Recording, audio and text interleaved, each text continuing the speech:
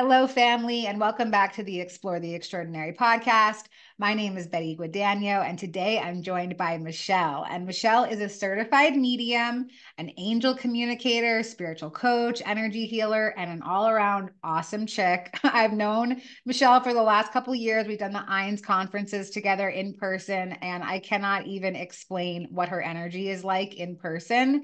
It is out of this world. I'm super excited for your willingness to come on the podcast and share a piece of yourself with the community at IANS on this platform. And I'm going to toss it right over to you to start sharing, and then we'll get into a dialogue. Thanks so much for your willingness to serve. Oh, thank you so much for having me, Betty. I'm really excited to be here with you today. I've got quite a history. It's a long one, but it started with my 3 near-death experiences, which are really what led me to where I am today. They were all very different. So this is the thing about having multiple near-death experiences. We find out that they're not all the same. It's not one size fits all. And in hindsight, each of these near-death experiences was actually really tailored to where I was in my life, what I was willing to see, what I was able to open my mind enough to comprehend and understand. And so through each of these near-death experiences, I really was led into my mediumship. And the biggest one of the 3 happened on 11/1/11 and November 1st, 2011, when I was about 14 feet off the ground in my house on a ladder, and I fell off of the ladder.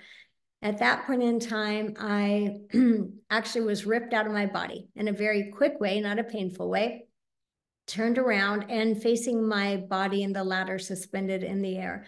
And at that point in time, I was standing with these 3 people that I didn't know. One was an Asian man, one was an Egyptian woman, one was a Hawaiian man. I felt like I had known them all my life. They were very loving and kind. I felt like they knew me inside and out. And they literally said to me, "What would you like to do? Would you like to stay or would you like to go?" And at that point in time, I was trying to comprehend how I felt like I had forever to decide as I was in this blissful energy, this timeless space. And at the same time, I knew my body was going to hit the ground in about a second.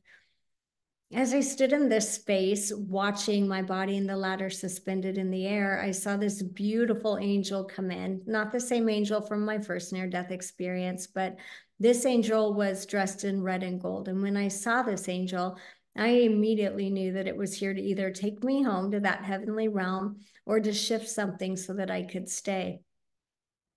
As I saw this angel, I then was drawn to my 2 children. I have 3, but 2 of them were in the kitchen at that point in time, and I saw them. And when I saw the kids, I knew I needed to stay longer. And as I made this decision, I was immediately downloaded with a bunch of information. I was told that I needed to come back and do my mediumship because up until this point, I was just a stay-at-home mom, right? I mean, that's a 24/7 a day, a week job, but that was my life. I was a mom, I was a wife, I was a homemaker. I had mediumship abilities, but I hadn't been using them or learning how to use them. And so this was part of the deal for me to come back was, okay, Michelle, but you've got to come back and help people in the way that you can. I was also downloaded with more information that my marriage probably wouldn't survive that there would be more trauma ahead. And to this point in time, even information I'm almost reminded of it because at that time, so much was given to me. It still presents itself in pieces at times. So I end up choosing to stay. I fall, I hit the back of my head on the corner of my granite island. I had a 5.5-inch skull fracture, a brain bleed. I lost my taste, my smell, my equilibrium, just a lot of physical trauma that happened from that experience. By the time they get me to the hospital, what they find is I literally survived the fall by 1/2 inch. And that was how much the angel had moved my head because I had missed my brain stem. So then I go into this period of just trying to recover physically, which took actually months and years. But during this period, about 2 months into my healing process, my younger 2 kids who were home were the ones who ended up calling 911. And my son, who was 5 at the time, had tried to call and his call hadn't gone through. So 2 months after my accident, he started getting very depressed and he started saying, "I didn't do anything to help you. I didn't need to be there." Sophie's call went through and we said, "But Josh, you opened the door for the policeman, you helped." there was really nothing we could say to lift the weight off his little shoulders. So my grandfather, who had passed away when I was 12, comes through to me in my first huge mediumship visit after my head injury. He literally manifests to me and he says to me, he's talking to me about my son, which they never knew each other on this earth. He's talking to me about him being good with electronics, talks to me about my accident, and then he says, by the way, you need to get the 911 recording on there. There's something that you should know. I didn't even know I could get the 911 recording. So I went down and I ordered it. It took a few weeks to come in. When I put it into play it, I hear them say, 911, what's your emergency? And in his little broken voice, I hear Josh say, Sophie, what do I say? And then he laid the phone down. He had called immediately following the trauma and had actually forgotten that he called. For the next minute and a half, you can hear the operator trying to get their attention. Then he says, I'm going to go push the house alarm. And she says, hold on, let me try calling 911. She hangs up the phone, redials 911, and there's a second call where her call went through. And they actually patched her through to the fire department, who was already en route because of my son's first call. At that point in time, I was really overwhelmed by, number one, the significance of what my mediumship had just brought in, that my grandfather from the other side was able to communicate information to me that I did not know existed. And not only that, it ended up changing the course of my little boy's life. When he came home from kindergarten that day, I said to him, I said, Josh, I got the recording, your call went through. And it was as if I had lifted a 10,000-pound weight off these little shoulders. And you could see his self-worth and his feeling of significance come back in because he had done something to help me. So that really started me on my mediumship journey, which has opened many doors for me. I've been to the other side. I get to communicate with the other side every day. This is my full-time passion / job, but I love it. And it really opened the ability to communicate with angels, life guides, loved ones in spirit, psychic information, and start to realize that all of these are frequencies that are available to all of us. Wow. Oh my goodness. I could listen to your story literally over and over and over again and not get tired of it. I absolutely love it. And I'm going to attempt to like patch in. I just did a mediumship session with Michelle just last week, and it was like a Christmas gift to myself. And I was really amped and excited to do it because number one, the fact that your third near-death experience happened on 11/1/11, I'm like, this girl's for real. I don't even need to know anything about her. Her near-death experience was on the most spiritual day ever. Like, it's for real. But I do want to try to edit in a little clip of that awesome confirmation. And it was really so comforting. I'm so grateful for you utilizing your gift and sharing it with the collective. Yeah. So let's start. Who has the J name, like Jeannie or Janny or someone? Janie, that's my mom. Janie. Okay. I do need to tell you this. She has not missed a moment of your life. She is getting to see and be connected to the best part of your life right now. And then she connects me with a P name. So who is P? P? That's my dad, Peter. Okay. And a lot of what he's resonating with is almost like he's kind of like doing like, yeah, what she said. No, thank you. It is always just, well, number one, an honor and a pleasure to connect with you personally, but it's also always just an honor to be able to hold that space for any human to realize we're not living this life alone. Yes, I love that. So I want to shift gears and talk about the last IONS conference, the 2023 IONS conference in Washington, D.C. You gave a presentation. It was so impactful and so powerful because you had just gone through some personal tragedy. And I'm wondering if maybe we can start a conversation about that and you can share a little bit about it if you feel comfortable. Yeah, absolutely. So 2 weeks prior to the IANS conference, my life partner had actually transitioned by suicide.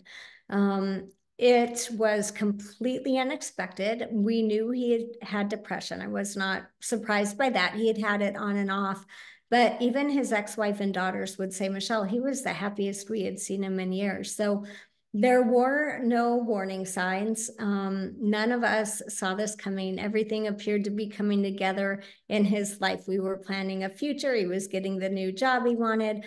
And I was actually out of town with my daughter when he decided to make that choice. So in that deep grief and deep trauma, somehow I managed to make it to the IANS conference. And I will actually say somehow, because literally the day before I was like, I don't know that I can get on the plane.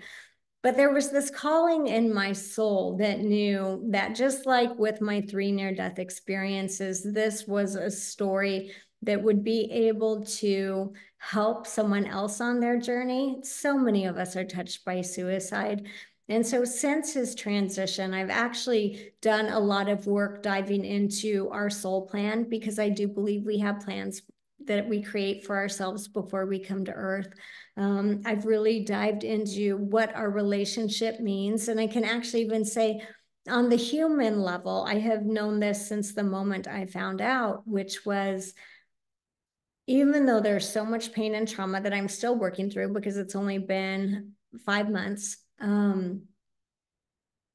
because of the way that we loved each other, I would choose to do it again, to feel that type of love in this earthly life and to be able to share that with him. And I know that sounds almost crazy, because it is a catastrophic tragedy. And at the same time, with the spiritual knowledge that I have, this life is all about love.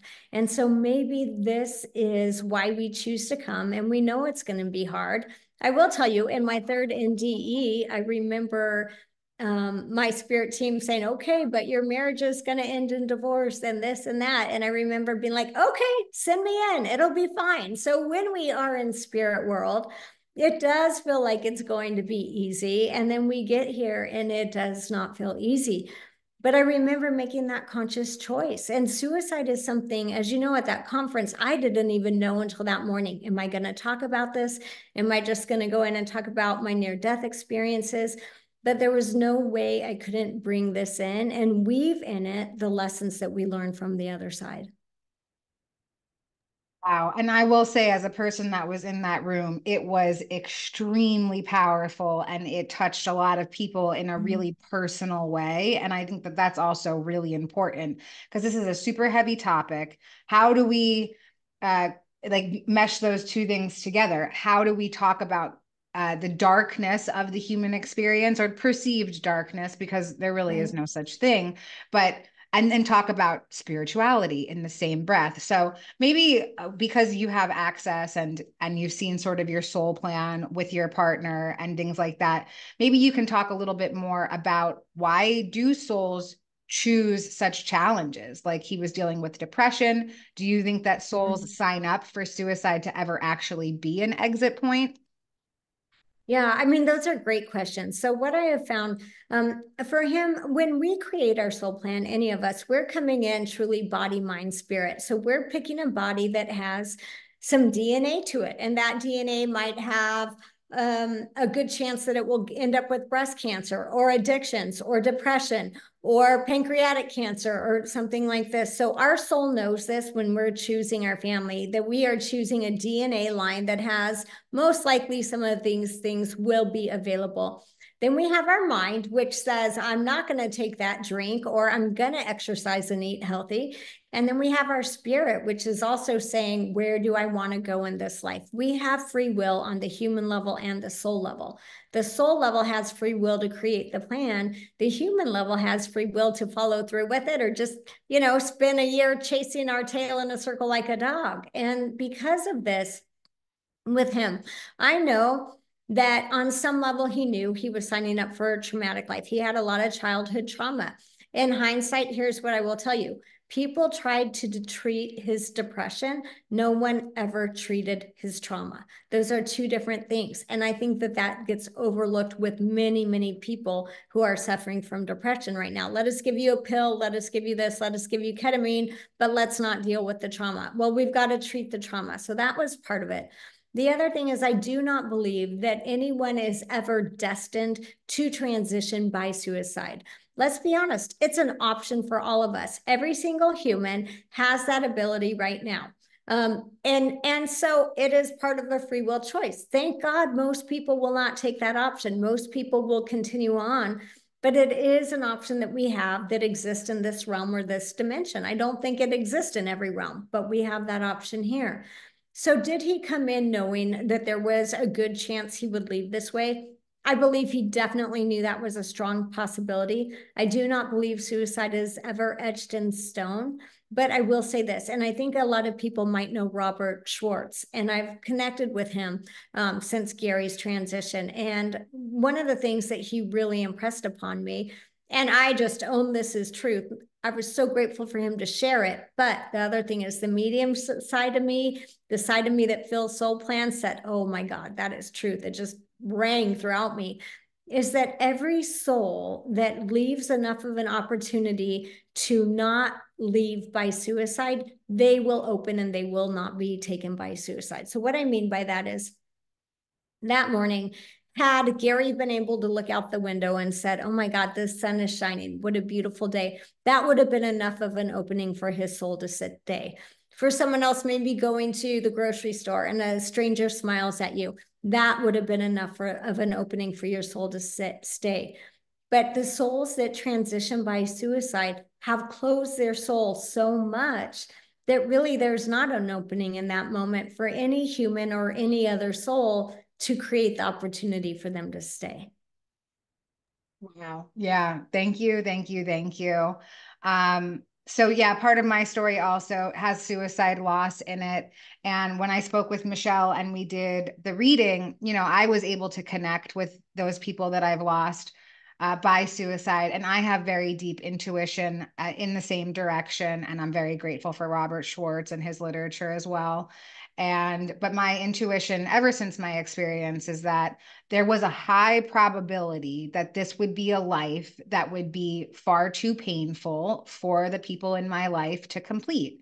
And I think that that's just part of the individual soul profile coming into, I think like when we're on the other side, or when we're in that in-between life station, we're like, I can do anything, like pile it on, give it to me, give it all to me, because we don't understand what it's going to be like to feel that inside of a human body. We don't understand what 2 decades of depression is going to feel like, or like we just don't understand it. We just, because everything is just instant in that space. And I really appreciate your insight on that, because it is a really challenging subject to talk about. And I'm curious, have you had a connection with your partner since his transition? I have. I've had multiple, very often, many, many connections with him. I don't think I've shared this anywhere publicly before, but I will go ahead and share it with you now. I actually found out that he transitioned from him. So I don't think I said that at the conference. But what happened was he would always say to me, you sure are beautiful. And maybe I did say it at the conference, I can't remember, but I found out 2 days after that he had transitioned, because no one knew where he was, and it took a while for them to identify him.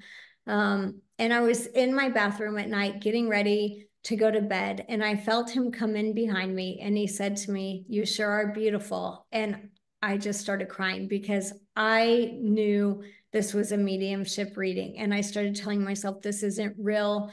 This isn't him. I'm imagining it. And I couldn't even stand because it was taking over my body. So I went and laid down on my bed, and I felt him lay behind me. He put his arm over me, and he said, I wanted to be the one to tell you.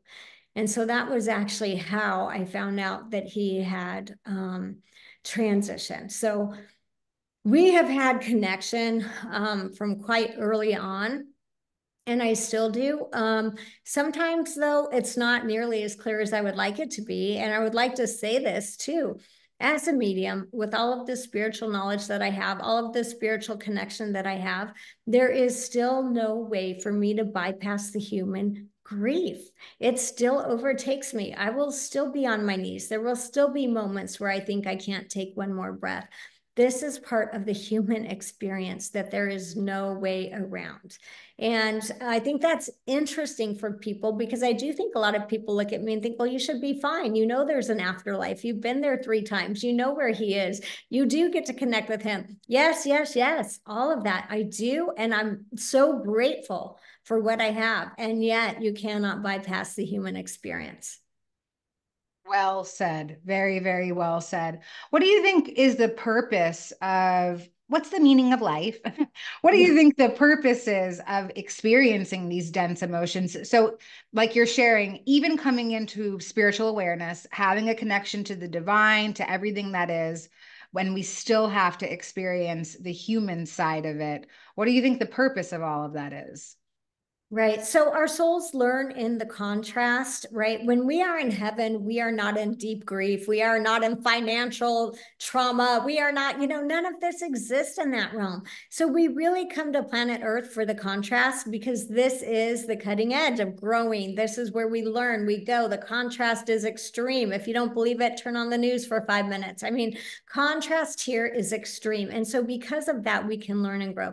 Now, I can speak personally to my soul plan, which I've dove into since Gary's passing, because I wanted to know why, and I had to do it in my own way, and I have to find healing in my own way, which might look different than a lot of average other people reasons, things others would choose. But for me, one of the things in my soul plan, which resonates with me, and I'm going to tell you, I do not know what I was thinking when I thought this was a good idea, but it was this: I want to come to earth and I want to find God in the darkest dark and in the brightest light. And I want to be able to touch him in both places.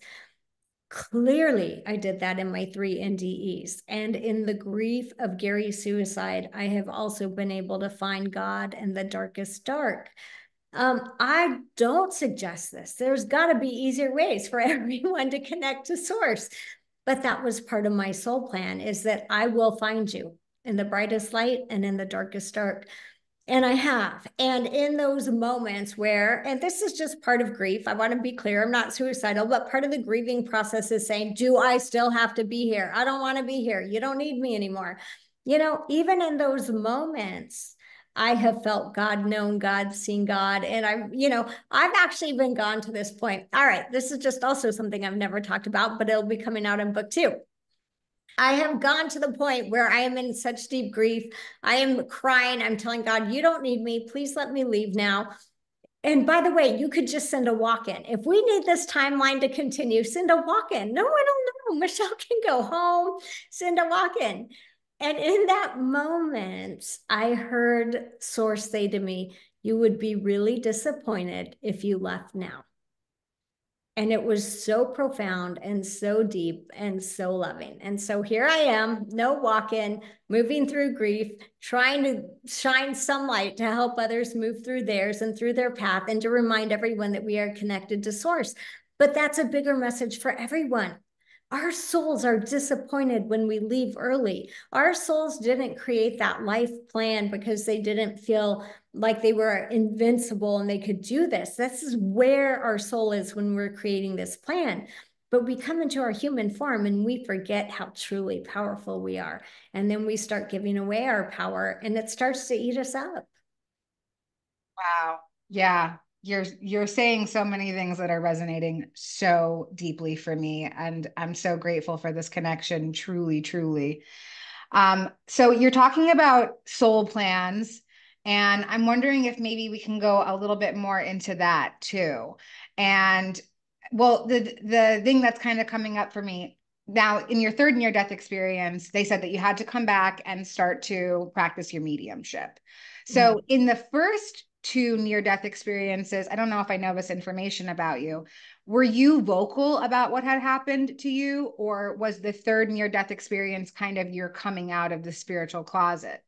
Yeah. So in the first one, I knew I had had an experience, but I didn't know what that was. It took me a few weeks to share that with my mom. And in that one, I didn't get a choice. It was just boom, back in my body. Holy cow, this is heavy. This is dense. There was no choice. My second near-death experience, Jesus came in. And in that one, I could tell I was leaving. My son was 6 weeks old and he was energetically calling to me because I was getting ready to transition. And I started praying and asking for help and saying it wasn't my time. And Jesus came in that one and really created the space for me to be able to stay. In my third one, the option was, do you want to stay or do you want to go? But if you stay, here are the conditions. So as far as the conditions, when I chose to stay, it was like, you're going to have to do your mediumship now. And that's really what opened it up. So yes, I was pretty much in the spiritual closet until my third NDE. And then at that point in time, it just started unfolding. So I went to, after my grandfather came through for my son, I started counseling because, of course, I'm talking to dead people. I needed to tell the counselor this, and Spirit guided me to the right counselor who said, "Oh, Michelle, what a gift. Let's get you a mentor," and not trying to give me medication or something, right? And so that just led. Then I started mentoring for a few years. I became a certified medium, and it's just opened and opened. The healing energy that I'm able to facilitate, angel communication. Oh my goodness. I'm telling you, it's been such a gift. Incredible. You know what question came up for me while you were saying that? So that's incredible that spirit led you to the right counselor, because I feel like for a lot of people that doesn't happen. But do you think that that could be part of a person's soul plan as well, to interact with maybe professionals that don't understand or go down that whole sort of spiritual emergence path? I do. I do think so because it depends on what the soul really wants to learn. Do I want to persevere? Do I want to tell people? I think for my soul, it said, listen, by the time I get to you, I've just about had enough. So I'm going to need you to tell me I'm not crazy and that this is a good thing, So, but she's a very significant person in my life ever since those sessions. I mean, we still stay in contact. We moved into the friend zone, right? But I think that this was a soul agreement that she said to me, and when you get to this point, Michelle, so and so will point you my way and I will guide you where you need to go. I love that. That's so great. And yeah, you know what? I identify with that as well. I think that after my experience, if somebody had said, like, nope, you're going into an institution and you're going to be in a padlocked room, I don't think that my soul could have handled all of that. Right. And you mentioned stuff about walk-ins, and this is such like a fascinating subject. And I'm curious if maybe you can just explain your understanding of walk-ins and what that is. Yeah, so my understanding, mostly from spirit world, I've only met one or two humans that are walk-ins.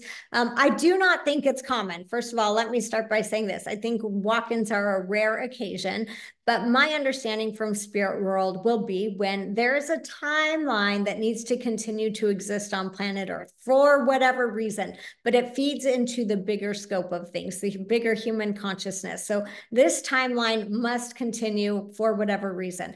Because of that, sometimes souls come to planet Earth and they're like, whoa, this is too much. I mean, really, every human's felt that way at least one point in their life, right? But for these souls, it is really too traumatic. And the soul literally will say, I can't stay any longer. So then what will happen is there might be a car accident, or there might be a motorcycle accident, or you get thrown from your horse or whatever. And people will say about this person, they've never been the same since that accident. Because what happens in that accident, whether this is a car accident or a concussion or whatever this is, that soul that originally came in and took over that timeline, that was born into the timeline, has now left, and another soul has agreed to come in and continue the timeline. So that soul is called a walk-in because they walk into a timeline that's already existing and needs to continue, and they take it over truly for the higher good and also the experiences that their soul will get. Thank you for that explanation. And in that route of, talking about this type of soul experience, what's coming to my mind is about the individual soul personality. So is there such a thing? I mean, when I think about the law of oneness, I think, am I fooling myself thinking that my soul is like this individual personality, or do you think that there's levels? So like, even for my linear mind, it helps me to think that, yes, my soul is an individual personality evolving for the greater good. But then when I think about it in a bigger sense, it's like, well, actually, my soul is just kind of like this big, like, it's a piece of source, and it's much larger. How, yeah, what's the conception that you have around that? Okay, so for me, what I would say about that is when I think about source, right, and I think about the oneness, I think of it as depth. So some people with near-death experiences are like, I saw the light and I came back and that was it, right? That was as far as they wanted to go into it. Other people in near-death experiences merge all the way into the oneness. So when we truly merge our soul deep, deep, deep into the oneness of source, there is no personality because we are one.